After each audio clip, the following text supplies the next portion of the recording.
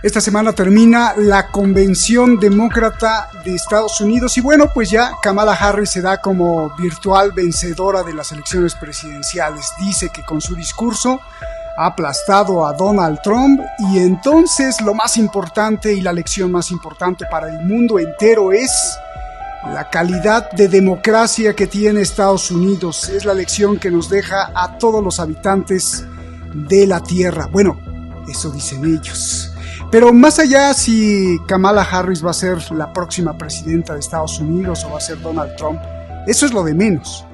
Lo más importante para empezar a analizar, solo para empezar a analizar, es saber si en realidad es democrático lo que dicen o si en realidad hay por lo menos un rayito de democracia en los Estados Unidos. Porque de lecciones hablan mucho. De elecciones más. Pero el fantasma del golpe de Estado no deja de existir y cada vez es más presente. Por eso está aquí Eduardo Luque en sus sábados con Eduardo Luque y vamos a preguntar acerca del golpe de Estado. Soy Roberto de la Madrid y esto es Detrás de la Razón. Comenzamos.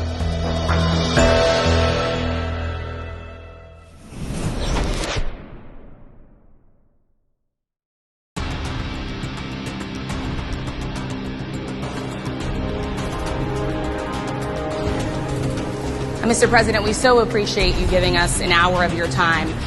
I want to start by addressing the elephant in the room, sir. A lot of people did not think it was appropriate for you to be here today. You have pushed false claims about some of your rivals, from Nikki Haley to former President Barack Obama, saying that they were not born in the United States, which is not true. You have told 4 congresswomen of color who were American citizens to go back to where they came from. You have used words like animal and rabid to describe black district attorneys. You've attacked black journalists, calling them a loser, saying the questions that they ask are, quote, stupid and racist. You've had dinner with a white supremacist at your Mar-a-Lago resort. So my question, sir, now that you are asking black supporters to vote for you, why should black voters trust you after you have used language like that? Well, first of all, I don't think I've ever been asked a question in such a horrible manner. First question. You don't even say, hello, how are you? Are you with ABC? Because I think they're a fake news network, a terrible network.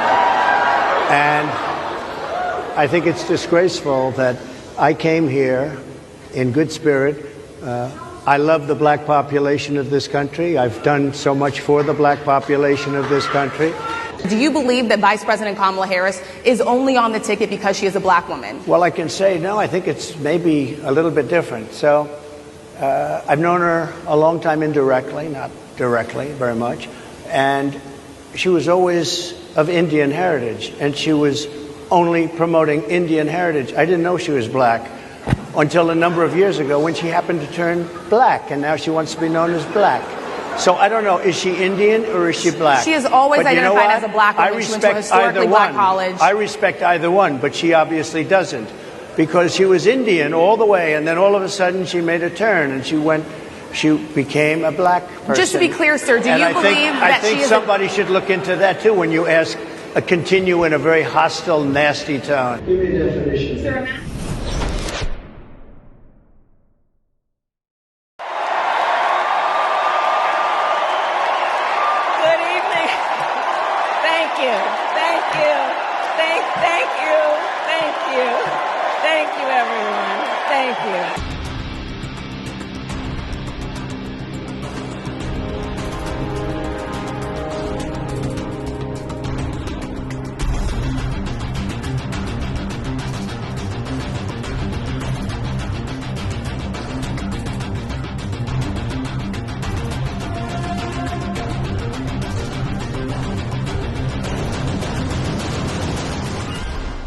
Joe, thank you for your historic leadership, for your lifetime of service to our nation, and for all you will continue to do.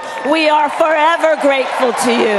And now, I would like to introduce my father, your 46th President of the United States, Joe Biden.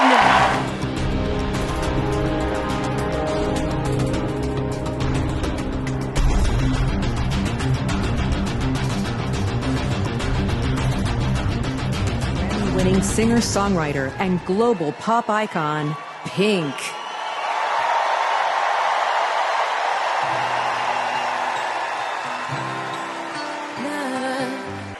Hello, Chicago! Yes!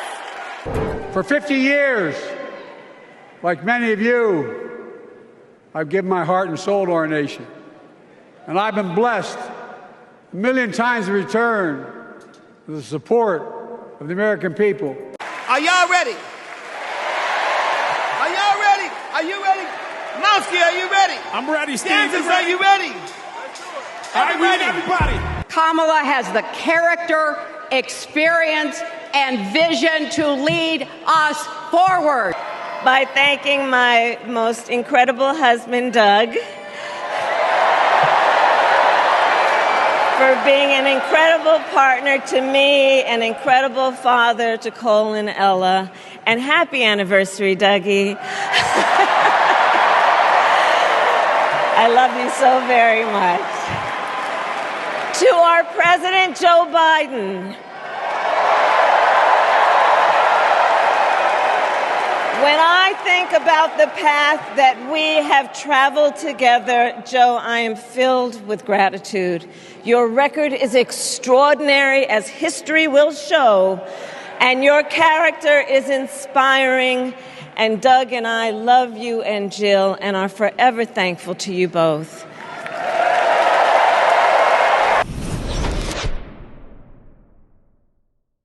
I accept your nomination to be President of the United States of America.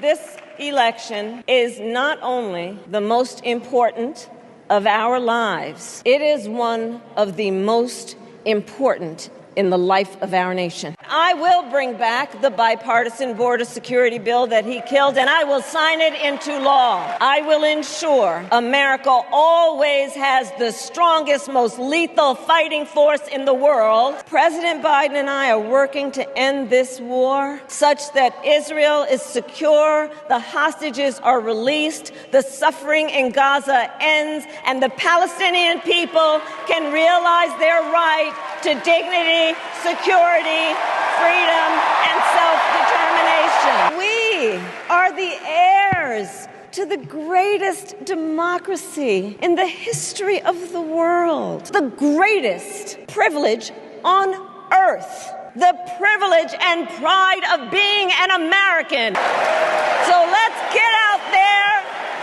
let's fight for it, let's get out there, let's vote for it, and together, let us write the next great chapter in the most extraordinary story ever told. Thank you. God bless you, and may God bless the United States of America. Thank you all.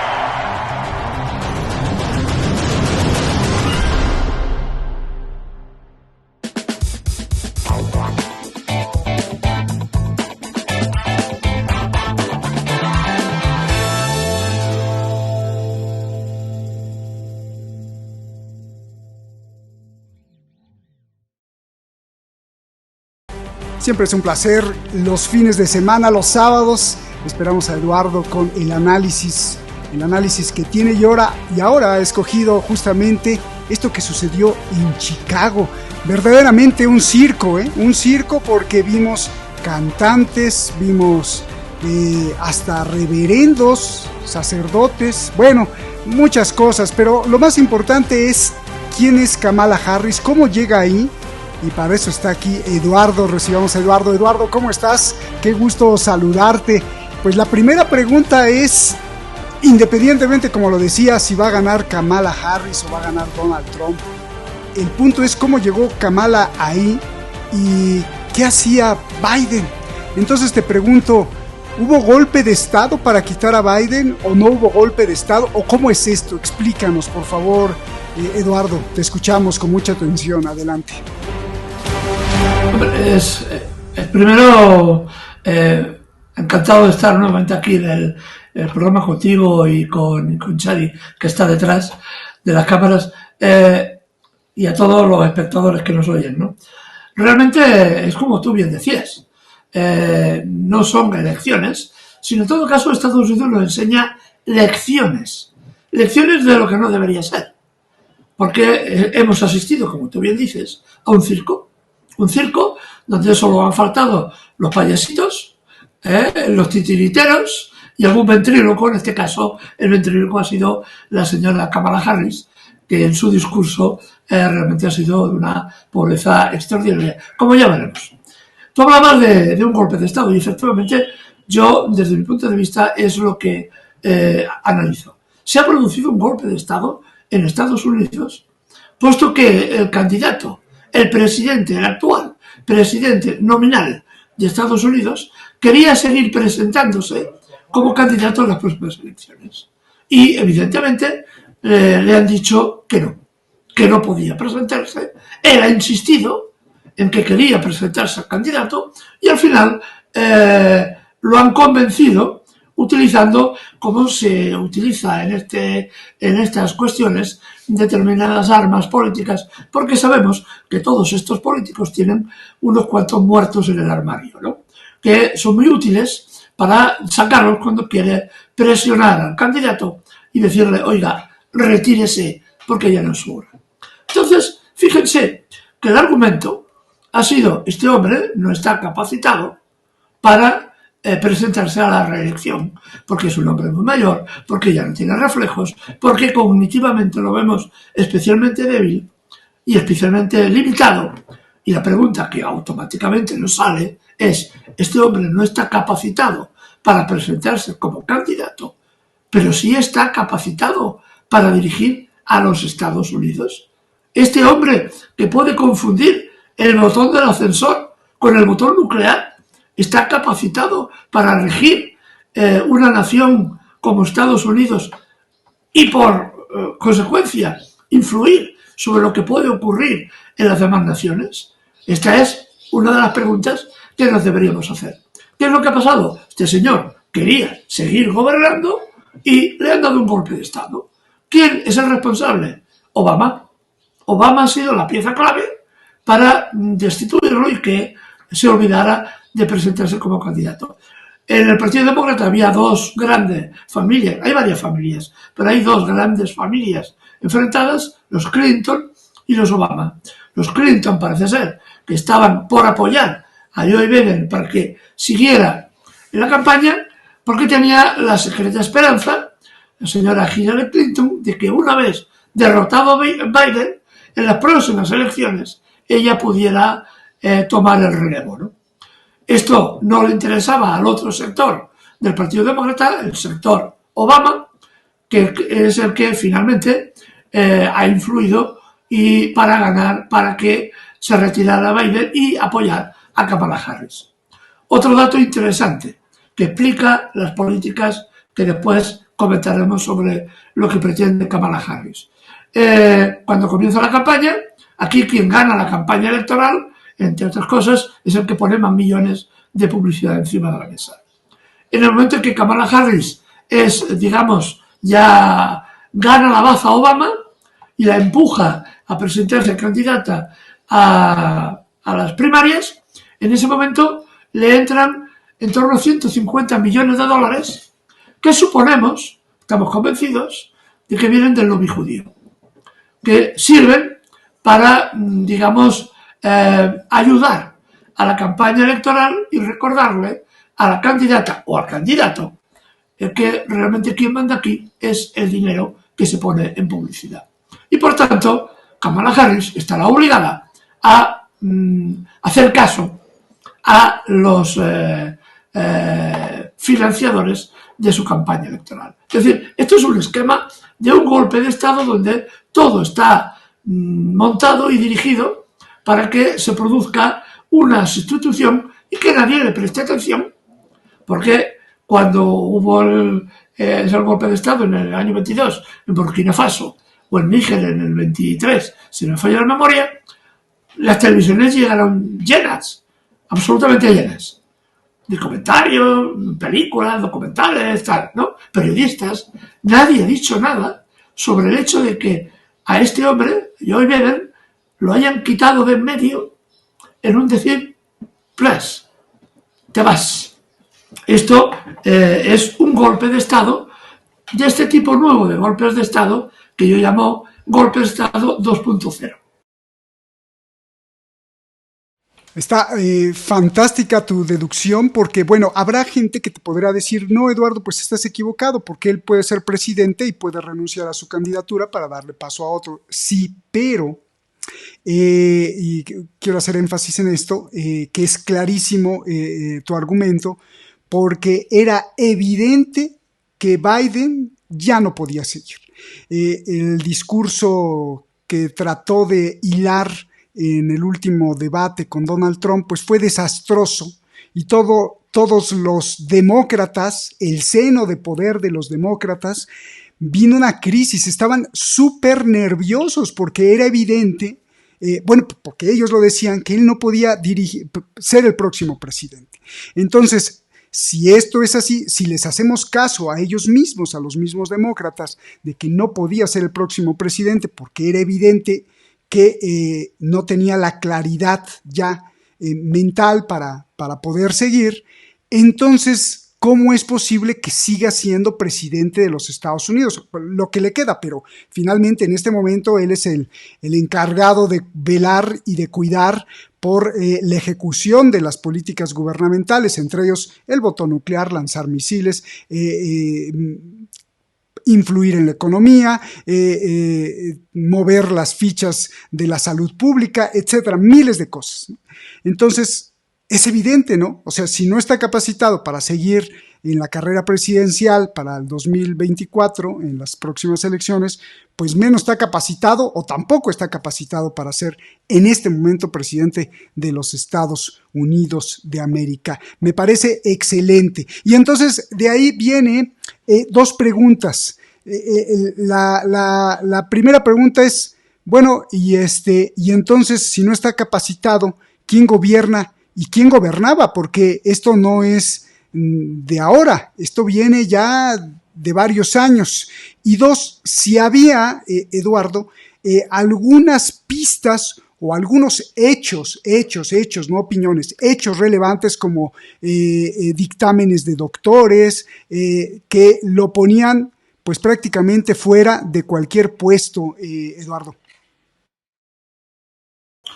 Sí, evidentemente, comienzo por el final y llegaremos al principio, así que invertiremos un poco el orden. De pistas sobre la incapacidad cognitiva de Joe Biden, no es de ahora. Yo hago referencia a dos hechos que son reales, ¿no? Cuando un fiscal general que se nombra para investigar unos papeles que Joe Biden sabía secretos, que Joe Biden se había guardado sin querer en su residencia privada, cuando esos documentos eran alto secreto y tenían que estar guardados de forma muy concienzuda, se nombró un fiscal general que estudie si el señor Joe Biden ha cometido algún delito, porque evidentemente esto implicaba riesgos para la seguridad nacional de Estados Unidos, ¿no? El fiscal hace su trabajo, hace un informe muy voluminoso de 388 páginas, en las que concluye dos cosas, además inapelable, ¿no? Primero se remonta al año 2017, y en el año 2017 encuentra que un escritor le escribe una especie de memorias de Joe Biden, ¿no? Y el escritor, para llevar a cabo estas memorias, el escritor se llama Zollnitzer, Z-W-O-N-I-T-C-E-R, le escribe estas memorias y guarda las cintas donde habían conversado y tal.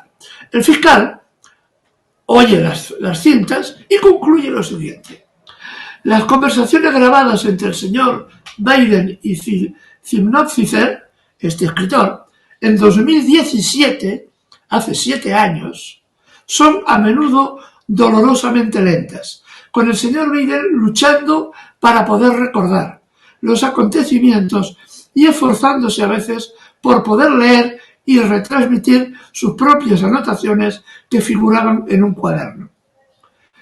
El fiscal seguía escribiendo en el documento. La memoria del señor Biden estaba significativamente limitada tanto durante estas entrevistas grabadas con el escritor anónimo en 2017 como en la entrevista que en nuestra oficina en 2023. Es decir, según la palabra del fiscal de los Estados Unidos, Joe Biden en el año 17, hace 7 años, ya no estaba en condiciones, posiblemente, de regir los destinos de Estados Unidos. Era un hombre limitado en cuanto a la memoria. Imagínense un hombre que no tenga memoria y que ejerza el papel de presidente de gobierno. Esto es lo que dice el fiscal general de Estados Unidos, que no lo dice un periodista cualquiera, un leguleyo, un juntaletras, que llamamos a veces a algunos periodistas que inventan noticias. Son hechos objetivos, ¿no? Esta es la realidad.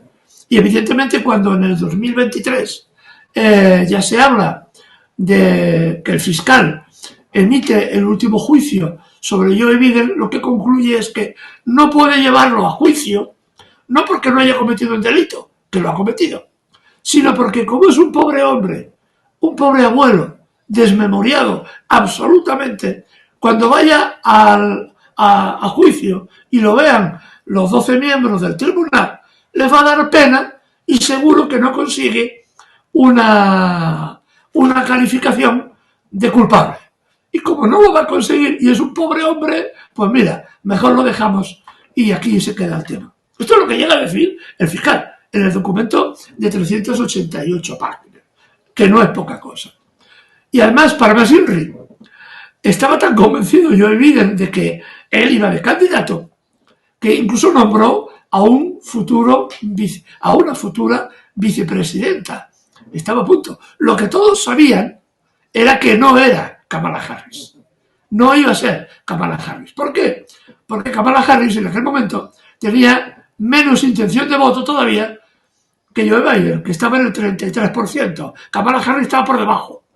Por tanto, no la podía usar como vicepresidenta en las próximas campañas electorales. Así que estos son los datos objetivos que tenemos de que este señor Joe Biden era un pobre anciano desmemoriado en el año 2017. Tanto es así que su hijo, que murió hace 5 años, murió de cáncer de cerebro, el señor Biden lo confunde y no se acuerda cuándo murió su hijo. No es que el fiscal de Estados Unidos le preguntara preguntas sobre cómo se resuelve el teorema de Feynman, sino le preguntaba algo tan simple como ¿cuándo murió su hijo? Y no se acordaba. Este hombre que dirige, según dicen los norteamericanos, los destinos del mundo, no se acordaba cuándo había muerto su hijo hacía unos pocos años, ¿no? Así que esto es lo que hay. Esto es lo que ha pasado. ¿Quién gobierna Estados Unidos? Esta es la otra pregunta del millón. Normalmente, los presidentes de gobierno, aunque las películas digan otra cosa, las películas son películas. Son personajes que hacen de árbitros entre diversas tendencias dentro del gobierno. Hay tendencias más de un tipo, tendencias de otra, presionan al presidente para ver quién se lleva, como dice en España, el gato al agua, ¿no? Quién se lleva el negocio, ¿no? Hay un grupo de empresarios que presiona a un consejero de presidencia para que les arregle, haga un proyecto o invierta el Estado en tal carretera y ellos aparecerán por ahí postulándose y se llevarán la licitación y la carretera y el dinero.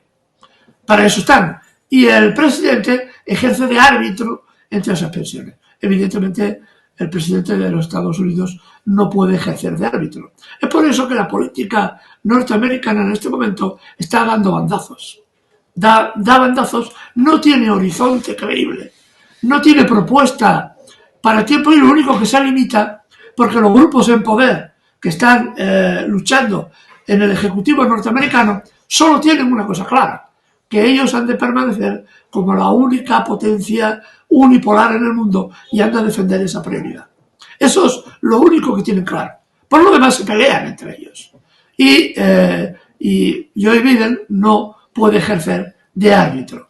Uno de los personajes más influyentes es el secretario de Estado, el que ahora intentaba desesperadamente conseguir un titular diciendo alto fuego en Gaza, y que la señora Kamala Harris se presentara a la convención demócrata diciendo hemos conseguido un alto en fuego, mirad qué pacifistas y qué buenos somos, ¿no?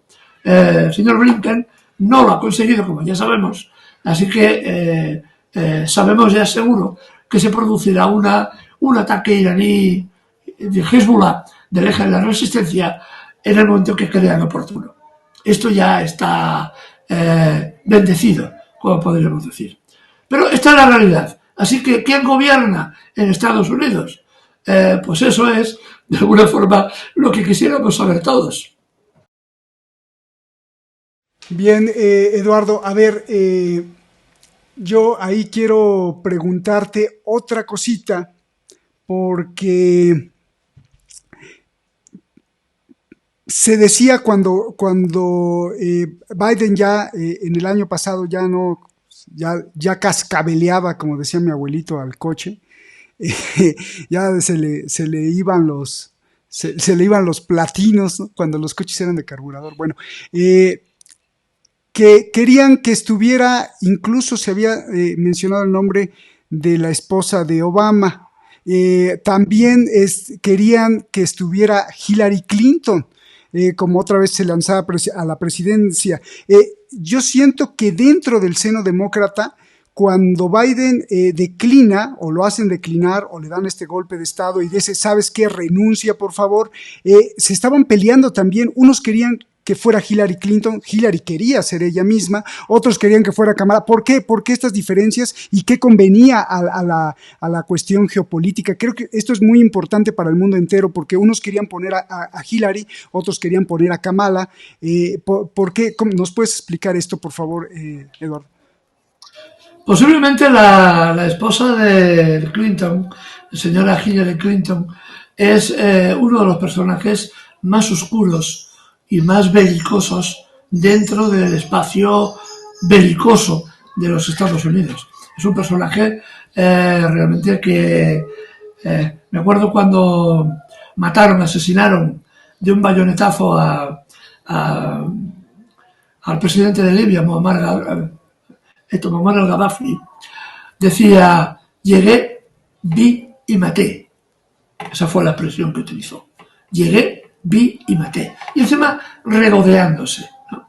Es un personaje que además ha intervenido y ha apuntado y potenciado guerras de destrucción allí donde ha llegado, y está muy bien relacionada con los grupos de poder y las grandes empresas armamentísticas. Esto es por parte de Hillary Clinton. La esposa de Obama tenía un perfil más bajo, tenía un perfil más social, y estaba, yo diría que menos relacionada que su rival con estos grupos de poder más militaristas. No así su marido. Sabemos que Obama, por más que en Occidente se le plantee por lo menos como si fuera un ángel, aunque sea negrito, es un ángel negro, como cantaba Machín antiguamente, es un personaje que está perfectamente unido al lobby militar y que apoya de todas al lobby militar. De hecho, en la época de Obama, Estados Unidos entró en 4 guerras, lo cual no está mal. 4 guerras nuevas, además de sostener las que ya tenía. Es decir, que no está mal, ¿no? En cambio, por comparación, vemos como el señor Trump no entró en sus 4 años, no entró en ninguna nueva. No entró en ninguna nueva, lo cual es también paradójico. Pues bien, el sector, digamos, de Obama era un sector más, digamos, más, en fin, la palabra pacifista me suena mal utilizarla aquí, pero bueno, para que nos entendamos, menos belicoso.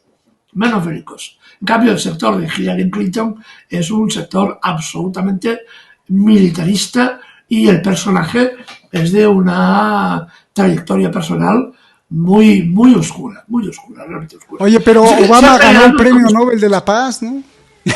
Sí, el señor Obama, sí, es cierto. Si no me acuerdo mal, también lo ganó el señor Sharon Sharon, el que fue presidente o primer ministro de Israel también, cuando los acuerdos de Oslo. Me parece que le dieron y también fue Kissinger, también le dieron el Premio Nobel de la Paz a ese criminal que provocó la guerra, estuvo en la guerra de Corea, la guerra del Vietnam, en todas las guerras habidas y por haber, estaba a la mano de Kissinger y también le dieron el Premio Nobel de la Paz. Es que hoy día cualquiera que tenga los suficientes apoyos políticos y dinero te regalan un premio Nobel, ¿no? Y los de la paz especialmente están como muy de rebaja, ¿no? Te vas al sitio, a la fiesta de la esquina, te dan una escopetilla, te dicen, a ver, si apuntas y aciertas en la diana, ¿qué quieres? ¿El premio Nobel o la muñeca chochona? Y el Obama dijo, hombre, pues mira el premio Nobel. Mira, ahí están todos los están viendo cómo matan, creo que a Gaddafi, o no sé cuál sea, porque ahí están. No, la escena es interior porque Obama tenía los martes los tenía reservados para que su comité de defensa o no sé qué, que tenía, dictaminaron a quién mataban aquel día, aquella semana. Es decir, y lo hacían de forma ritual. Cada martes tenían una reunión para determinar qué terroristas, según ellos, iban a ser asesinados en aquella semana. Si además del terrorista, pues había alrededor, morían 50 o 60 personas, bueno, eso eran problemas colaterales que ocurrían. No sé si la escena es la muerte de supuestamente Bin Laden, que por cierto, hoy sabemos que no lo mató aquel grupo de C.S. Neville, que se presentaron en su residencia y lo mataron. Pero mira, ahí está atrás Tony Blinken, están todos ahí. Sí, está Tony Blinken, efectivamente. Está Obama, está la Hillary también, es decir, los granaditos, lo mejor de lo mejor. Biden, ahí está, ahí al frente. Al frente, sí. Está lo mejor de lo mejor, hombre. Biden era el vicepresidente en aquel momento.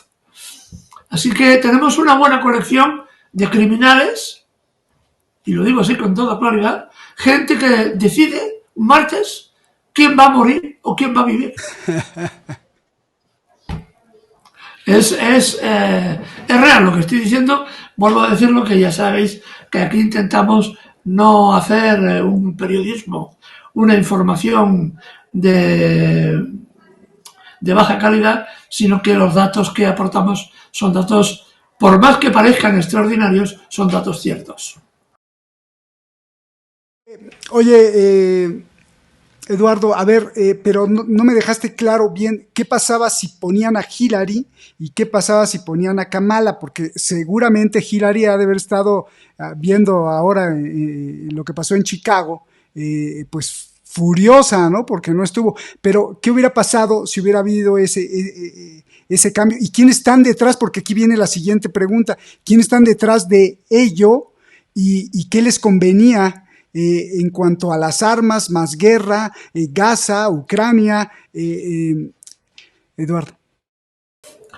¿Qué pasó entre Hillary y la señora Kamala Harris? A ver, hay una realidad.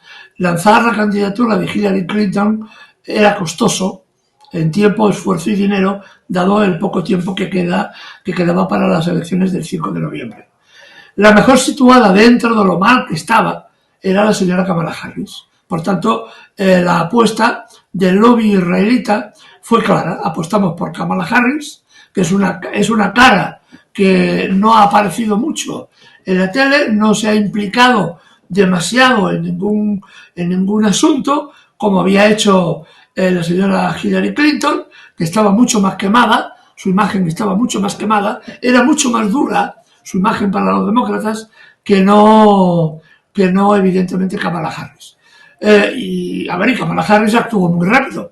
Su grupo de análisis actuó inmediatamente y comenzó a potenciar la imagen para evitar la ascensión de otra candidata que tenía que ser necesariamente candidata que fuera o Hillary Clinton o bien la mujer de Obama, ¿no? Así se postuló ella en el centro y rápidamente era lo menos malo.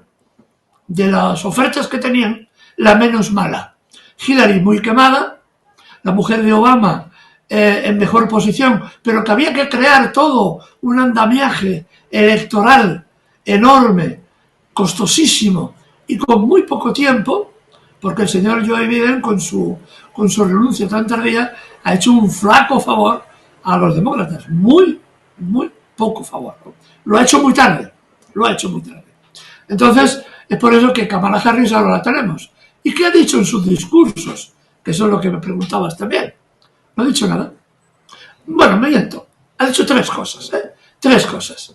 Primero, un discurso larguísimo, de 49 minutos, hablando la mayor parte del tiempo de su papá y de su mamá, lo cual, desde mi punto de vista, como analista político, me parece de una ridiculez enorme, pero bueno, se ve que sirve para el show televisivo, ¿no?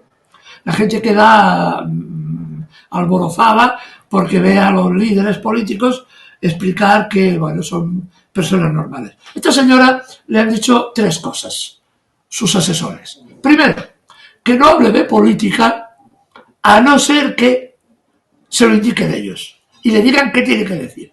Segundo, que tiene que mirar a la gente que le rodea, tiene que apuntar con el dedo, como hacen todos los políticos norteamericanos, como si saludara a alguien y estás a 300 metros, entre medio de una multitud, y ha de sonreír siempre.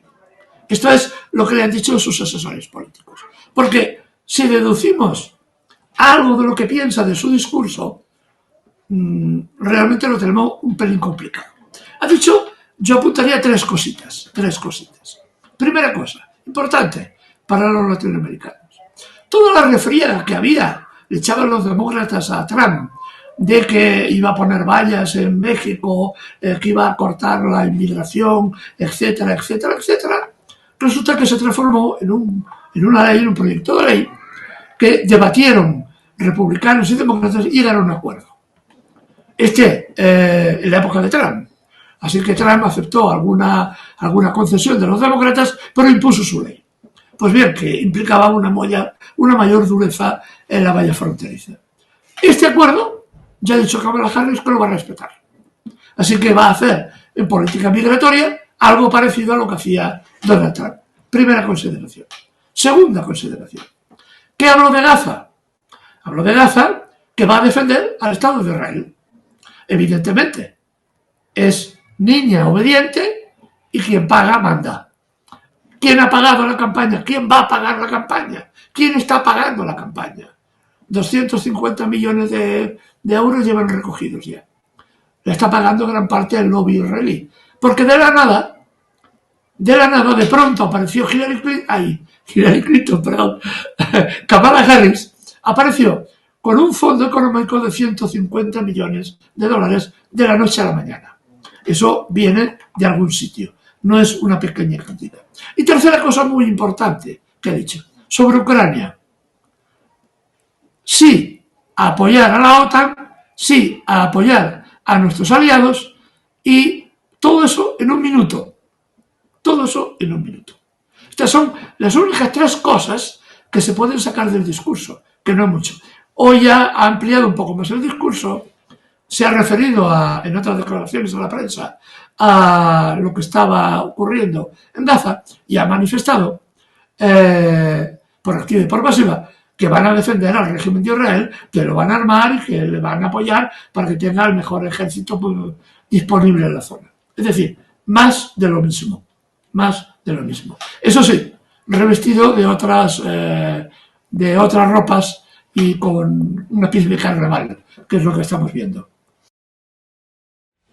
Oye, antes de entrar a la recta final del programa y preguntarte si pende de un hilo la paz del mundo, sobre todo Gaza y los palestinos, quizá Ucrania, antes de preguntarte las cosas que estamos viendo de tanta muerte y tanta sangre, pues yo te digo, pues qué ejemplo de democracia nos da Estados Unidos, ¿no? Y si esto es nuevo o es desde que nació Estados Unidos, Eduardo. No, realmente es un ejemplo de la no democracia, porque curiosamente es una democracia que está basada en la alternancia de dos partidos políticos, demócratas y republicanos, y que en el fondo muchas de sus actuaciones políticas son después prácticamente similares. Es decir, cambia el decorado, pero no cambia el fondo de la cuestión.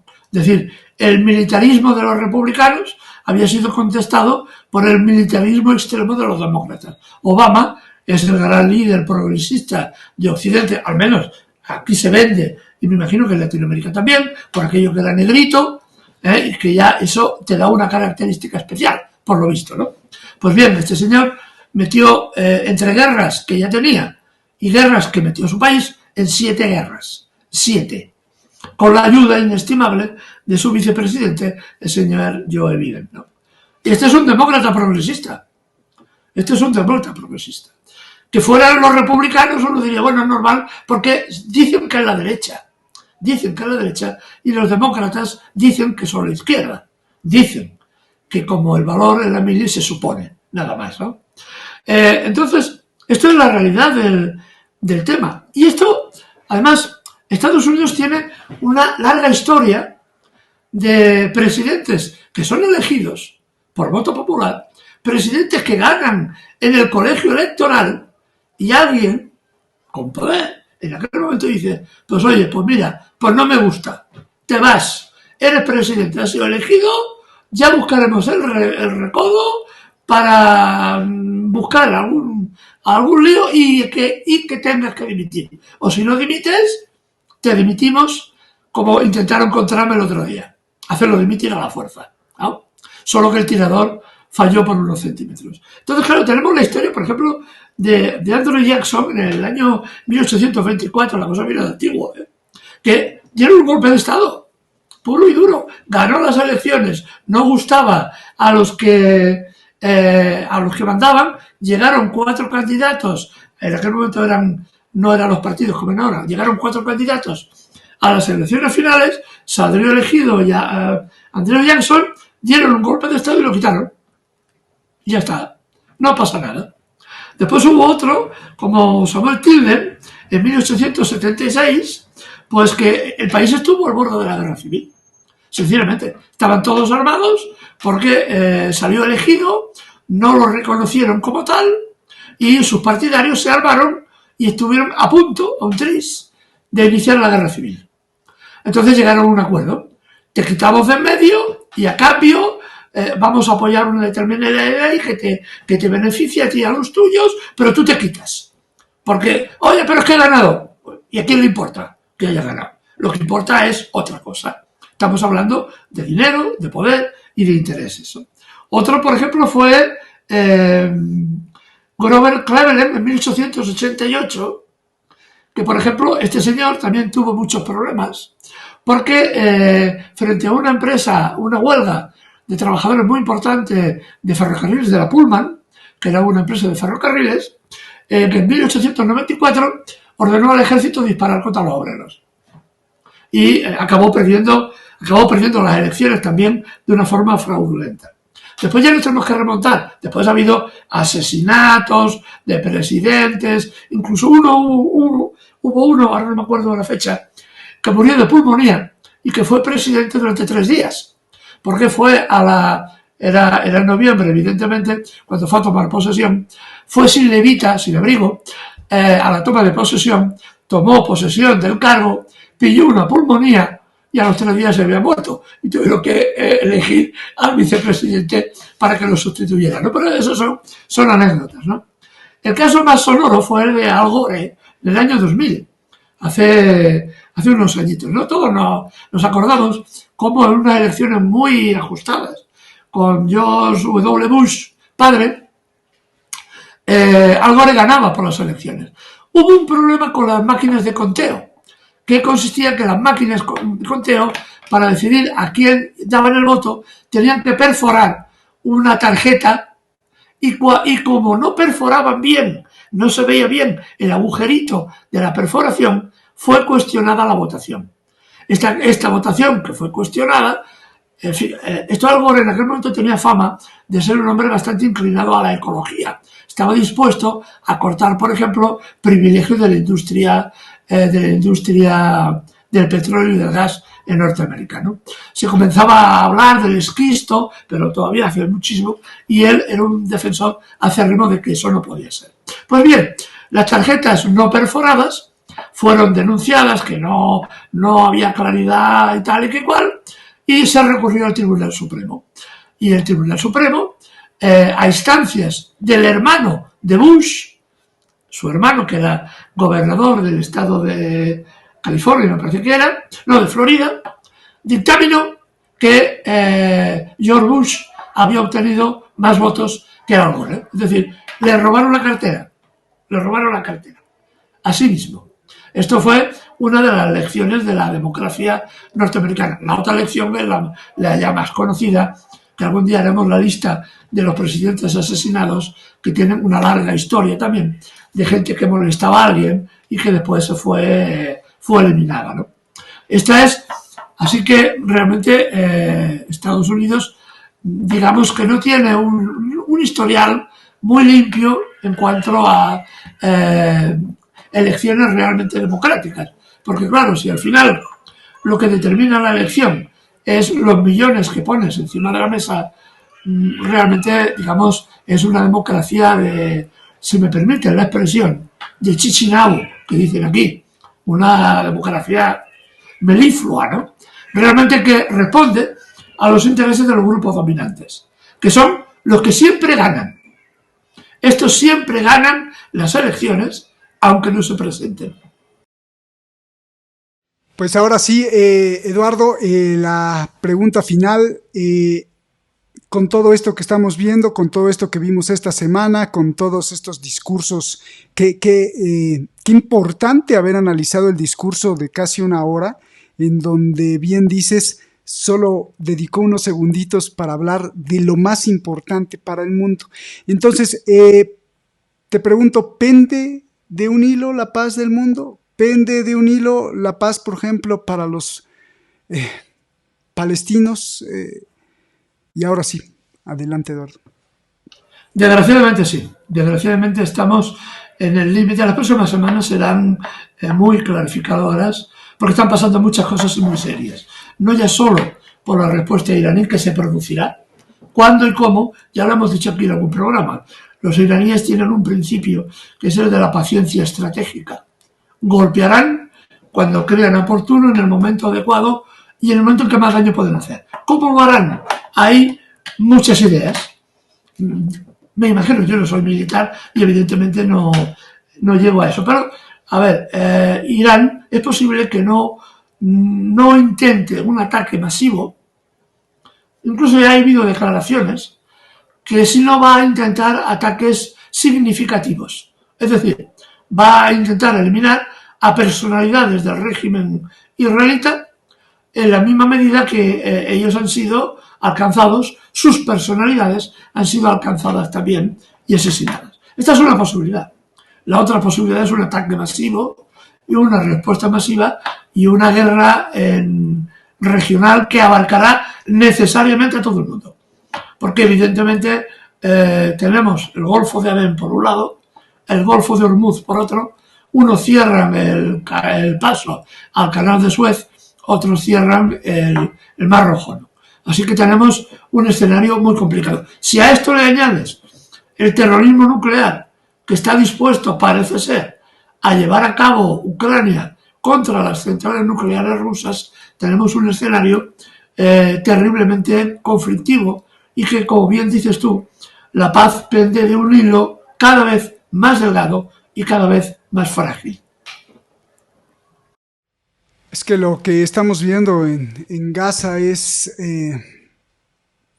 pues es que es lo más bajo de lo más bajo de lo más bajo de lo más bajo del genocidio y de la criminalidad que emana el propio ser humano, bueno, si se le puede decir ser humano.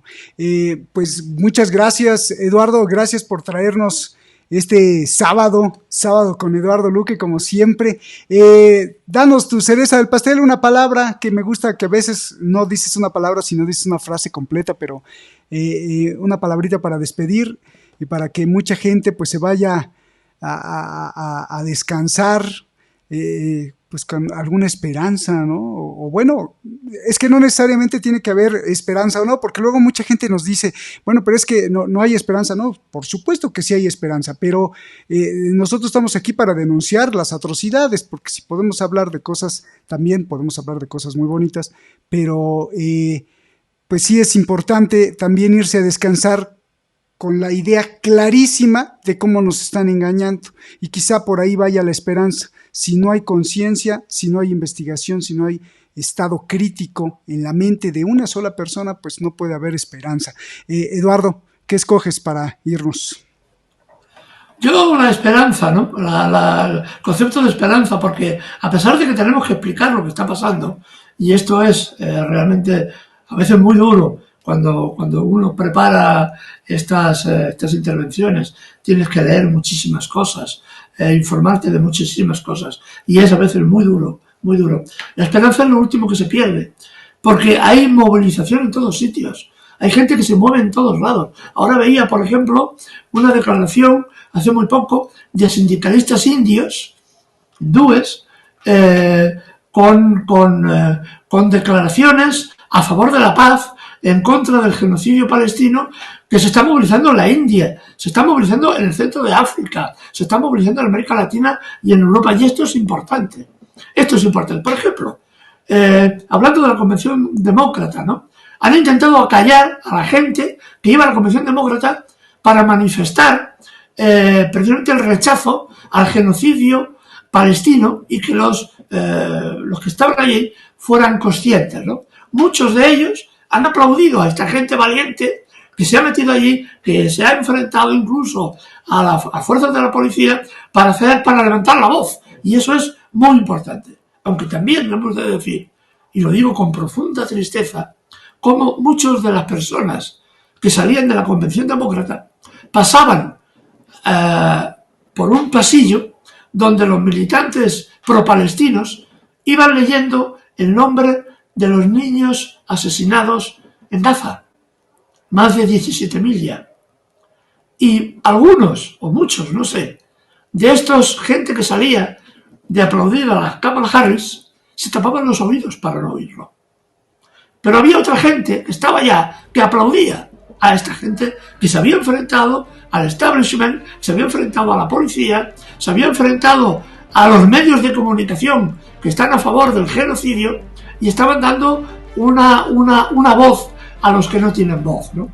Y esto es precisamente lo que yo veo como una cuestión de esperanza y que es muy importante tener en cuenta y pensar en eso, en esa capacidad de que uniéndonos es posible que nuestra voz se oiga. Pues muchas gracias, porque esto que estamos viendo ahí en la convención, que pues con todo respeto para los artistas y los cantantes, pues es de cuarta, ¿no? Es una bajeza terrible, porque la Convención Demócrata, que es para decidir los destinos del propio pueblo estadounidense, no puede estar llena de payasos y de diversión y de magos yo respeto mucho a los artistas, pero ¿qué tiene que ver eso con lo otro? ¿Qué tiene que embarrarse así de entretenimiento y de globitos y de cascabeles y de serpentinas que caen del techo con las cosas que son esenciales para la sobrevivencia y supervivencia de los propios ciudadanos estadounidenses, ya ni siquiera que piensen en el mundo? Pero esto viene justamente con lo que estás diciendo, de acuerdo con lo que estás diciendo. Es un regalo para callar a la gente, vamos a distraerlos, vamos a ponerles a su cantante preferido, vamos a estar todos en alegría con las manos y cantando y aplaudiendo, claro, distrayendo a la gente, diversificándolos, divirtiéndolos, que esa es prácticamente la etimología de la diversión, desviándolos de la atención primaria de lo que debe de ser. Y esta Convención Demócrata pues acabo con eso, ¿no? Qué ejemplo de democracia, qué lección nos da, ¿no? Pero no como ejemplo, sino qué lección para no cometer eso. Eduardo, pues fantástico con tu sábado. Ya saben ustedes, aquí Sábados con Eduardo Luque. Un abrazo grande, hermano. Gracias por estar aquí, gracias por asistirnos, por irnos guiando, por irnos dando pistas para poder entender este mundo tan caótico, tan lleno de violencia, tan perverso. Hermano, muchas gracias. Y a ti que nos ves, pues también en cualquier parte del mundo, muchísimas gracias. Nos estamos viendo para la próxima. Hay algunos que solamente están esperando el Sábado con Eduardo Luque. Bueno, entonces nos vemos la próxima semana. Un abrazo. Nos vemos. Hasta luego. Que estés muy bien. Que ustedes también estén muy bien. Gracias.